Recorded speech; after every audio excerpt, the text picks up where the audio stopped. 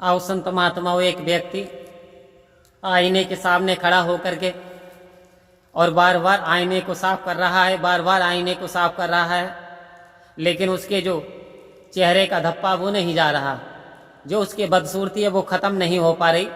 वो बार बार प्रयास कर रहा था। अचानक एक व्यक्ति वहां से होकर के निकला। व्यक्ति ने देखा, भाई आप शीशा तो साफ है, आप क्या कर रहे हैं? वो कहता है, जी मेरे जो चेहरा बहुत भद्दा दिखाई देता है, चेहरे पे बहुत दाग धब्बे, मैं शीशे को साफ कर रहा हूं। आओ संत महात्मा, वो कहता है, आप शीशे को साफ करने से क्या आपके दाग धब्बे सही हो जाएंगे, आपका चेहरा ब्यूटीफुल हो जाएगा? बोले हो जाएगा। बोले नहीं हो सकता, लाख कोशिशें कर लो। तो बोले कैसे होगा? क्योंकि काला धब्बा लगा हुआ था। उस व्यक्ति ने रुमाल निकाला और उनके गाल का धब्बा उस रुमाल से साफ कर दिया और उनसे कहा, अब आईने में आप देखो। आओ संत महात्माओं, हुआ क्या? अब आईने में तो चेहरा बदल गया, चेहरा बिल्कुल साफ दिखने लगा। वो कहता, आपने तो कमाल कर दिया। आओ संत महात्माओं, बोले कमाल आपने नहीं किया, मैंने नहीं किया, ये कमाल तो इस रुमाल ने किया और इसकी जानकारी ने किया। आओ संत महात्मा, होता ही क्या है, ठीक हमारे साथ भी ऐसा ही होता है। हम दुनिया में कमी निकालते फिरते रहते हैं। हम कभी सत्संग की तरफ यानी किसी की तरफ इशारा करते हैं, कभी उसमें दोष निकालते हैं, कभी किसी महात्मा में दोष निकाल देते हैं। आओ संत महात्माओं, यदि हमारी सही जगह कहीं ड्यूटी ना लगी हो, सोचते हैं कि हमारी ड्यूटी तो यहाँ टॉयलेट पे लगा दी, हमारी ड्यूटी तो सत्संग के अंदर होनी चाहिए थी, हमें कमों वैसी निकालनी शुरू कर दी। बुराई हम महात्मा में ढूंढ रहे हैं, लेकिन क्या पता है संत महात्माओं, वो यदि बुराई हमने अपने मन को बदल लिया होता तो वास्तव में क्या होता? आओ संत महात्माओं, वास्तव में फिर वो बुराई हमें नहीं दिखाई देती, वास्तव में हमारा जीवन बदल गया होता, वास्तव में हमारे जीवन का कल्याण हो गया होता यदि हमें वो जो कमी नजर आ जाती, यानी हम अपनी अंदर की कमी को निकाल देते तो हमारा चेहरा आईने के समान हो जाता। आओ संत महात्माओं, प्रकृति का नियम है, यदि हम एक उंगली उठाते हैं तो 3 उंगलियां ऑटोमेटिक हम पे उठ जाती हैं।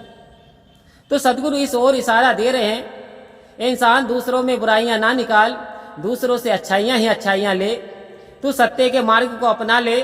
दुनिया क्या कर रही है उसे उसका काम है, उसे उस पर छोड़ दे, तेरा जो काम है, तेरा क्या काम है? आओ संत महात्माओं, जिस दिन हमें ये पता चल जाता है मैं क्यों आया हूं इस संसार में, आखिर मैं कौन हूं, मुझे जाना कहाँ है, मेरा असली मुकाम कहाँ है। आओ संत महात्माओं, तो फिर आध्यात्मिकता की जरूरत होती है, फिर वहां फिजिकलिटी काम नहीं करती। आओ संत महात्माओं, वहां जाएगा तो सर से सर झुकाना पड़ेगा, आएगा बुलावा तो जाना पड़ेगा और शर्म से सर वहां झुकाना पड़ेगा। बहाना चलेगा, बहाना किसी का और नहीं चाहिए दिल दुखाना किसी का। आओ संत महात्माओं कह रहे हैं, जब बुलावा आएगा तो फिर तेरा कोई बहाना नहीं चलेगा कि मैं बच्चों के फीस जमा कर रहा था, या मैं फिर अपना खेत जोत रहा था, या फिर मैं फसल काट रहा था। किसी प्रकार का कोई बहाना चलने वाला नहीं है।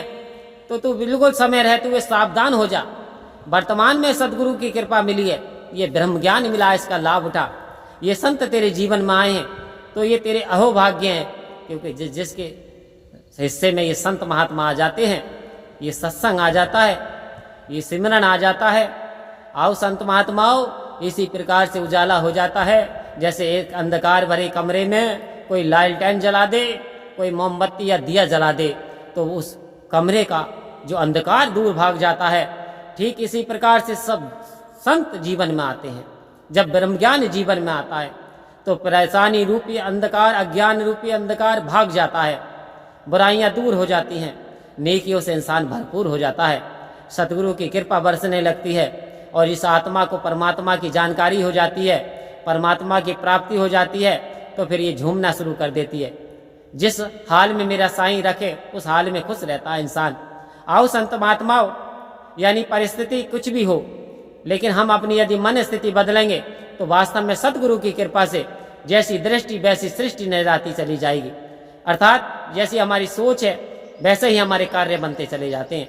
तो सतगुरु कहते हैं, तो इस संसार में क्या लेने आया था और किन चीजों में तू उलझ कर रह गया, तो इंसान सावधान हो जा, समय क्षणभंगुर है, तेरे जीवन का कुछ पता नहीं है, तो समय रहते हुए इस दात को पालें।